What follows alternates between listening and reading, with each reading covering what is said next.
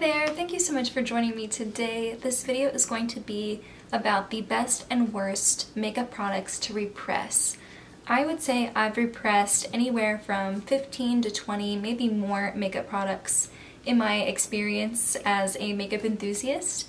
And I, from personal experience, can tell you that not all powders and not all formulas are created equal. If you're curious to see how I repress products, I do have a video about how I do it. It's from maybe a little over a year ago, but it's still the exact same technique that I use today. That's probably one of the most common questions I get in the comment section is, do I have a repressing video? And yes, I do. I will have it linked in the description box or in the cards above. So in today's video, I'm going to cover what are some of the best products to repress, products that repress really nicely, the formula stays the same or even improves once you've repressed it.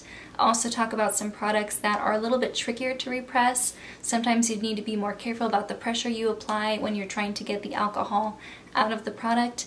And some products that I hesitate to repress at all. I worry that repressing these types of products would actually ruin the formula or make it very difficult to use. I would love for this video to kind of spark a discussion if people have tips that they recommend or if they have thoughts or experiences that they'd like to share, or if you can answer some of the questions I have so we can all learn a little bit from each other. So anyway, let's get started. The first product I'm going to talk about is bronzers. I would say I have repressed, I think 3 or 4 bronzers, and I would say all of them repressed really nicely. So the first one I repressed was the Nars Laguna bronzer, and that one, it was powdery to begin with, and after repressing it, I didn't find that the formula changed at all. It was still kind of powdery, so that one is relatively easy to repress. Another one that I repressed was the Too Faced Milk Chocolate Soleil bronzer. That one, the formula stayed the same. I feel like it's really easy to repress, and I had no trouble with it after it was repressed. The very last one I have to show you is the Laura Geller Beach Matte Baked Hydrating Bronzer in the shade Sunrise Fair. It originally had a really cute quilted pattern on the bronzer, and I eventually hit pan on it, and for some reason, I don't know if it's because I've had this bronzer for a couple years, but once I had hit pan, I found that the outer portion of the powder felt a little bit, not hard panned, not gummy, but just for some reason it was harder for me to get product to actually pick up on my brush. And so I decided to repress it even though I had quite a bit of product left, and I find that the formula has gone back to the way that it was whenever I first started using it. So repressing it has actually improved how easy it is to use and improved the formula and made it back to the way it was when I first bought it. Another product that I think is really easy to repress and usually represses really well is powder foundations. I repressed the Becca powder foundation. They don't sell this anymore, but it was a really nice formula. It was very creamy and it repressed really nicely. I found that the formula was the same. The same can be said for the Benefit powder foundation. That one repressed really nicely as well. I also repressed the Tarte creamy powder foundation and the NYX powder foundation, and both of those were really easy to repress, and the formula was the same before and after repressing. I do have one exception for powder foundations that I'll talk about in a little bit. That one doesn't repress well at all, but I'll talk about that in a later portion of the video. The next category of makeup I want to talk about is highlighters. I have repressed both the Becca Mini Moonstone highlighter and the Kevyn Aucoin highlighter in the shade Candlelight.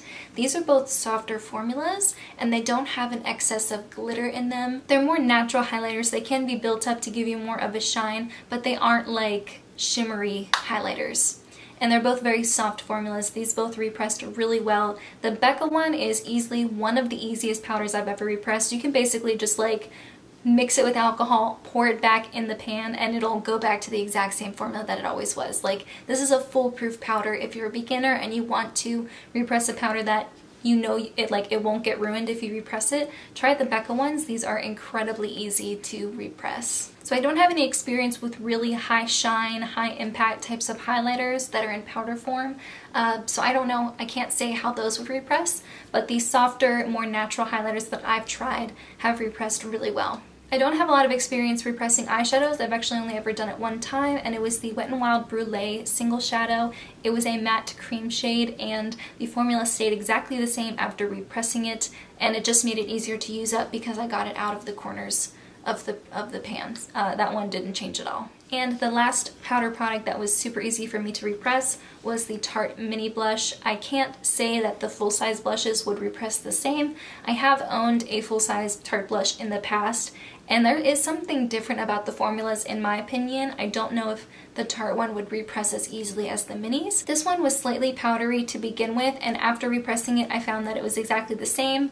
It made it much easier to use up having it out of the little corners of the pan, but other than that, it was exactly the same. So if you do have a mini of this and you're working on it, I know a lot of people have these in project pans right now, just know that it represses really nicely.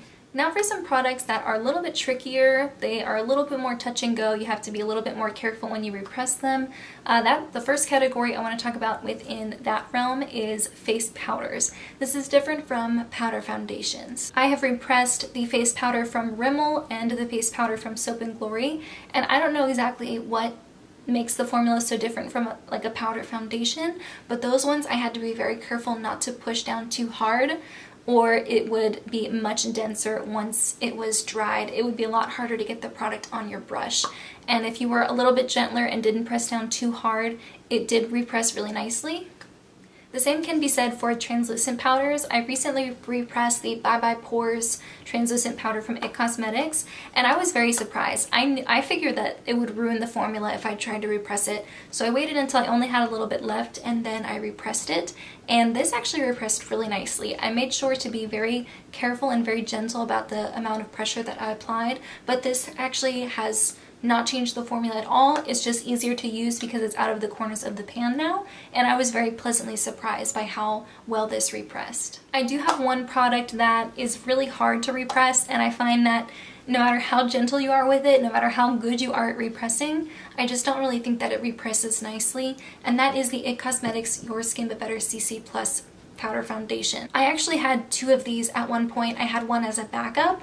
I hit pan on the first one, repressed it, and I think I might have pushed down a little bit. I thought I had pushed down a little bit too hard, and it actually made the product really hard and dense. There just wasn't enough product coming off on my brush, and it just made it harder to use in general. I finished that one, and then I started on this one, hit pan on it, repressed it recently, and I did try to be much more gentle about it. I really did try to not apply a lot of pressure, just kind of set it in the pan and then let it dry fully on its own, and it's very hard to get any product off. Like, it's just hard to get anything on your brush now. I don't know if you can see there's like cracks in it and stuff. I just don't really think that this is a product that does well when it's repressed. I just feel like it's so powdery and so like creamy, like almost thick whenever you use it before repressing, and then something about it changes. It's just drier, less pigmented in general after you've repressed it. I'm wondering if it has to do with the fact that it has SPF 50 in it. Maybe something in the SPF doesn't do well with being repressed. I'm not entirely sure. I have repressed two separate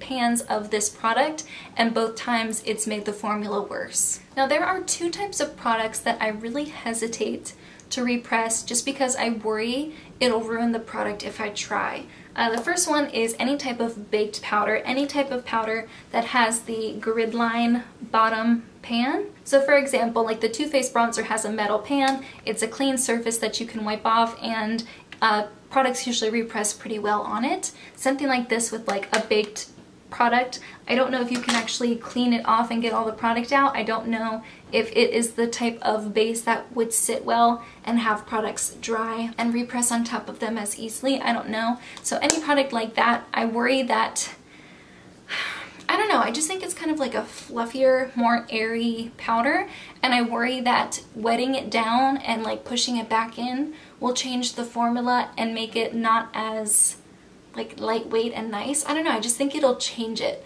So like these types of powders from Hourglass, or like the Bare Minerals powder duo, I don't think that would repress well. Just stuff like that, just because of the pan that they're on and the type of formula and the fact that they are baked instead of pressed whenever they're being made. I just don't know how those would repress. If you have any experience with those type of products, I would be really curious to hear your thoughts. So let us know in the comments if you've ever done this before and how it turned out.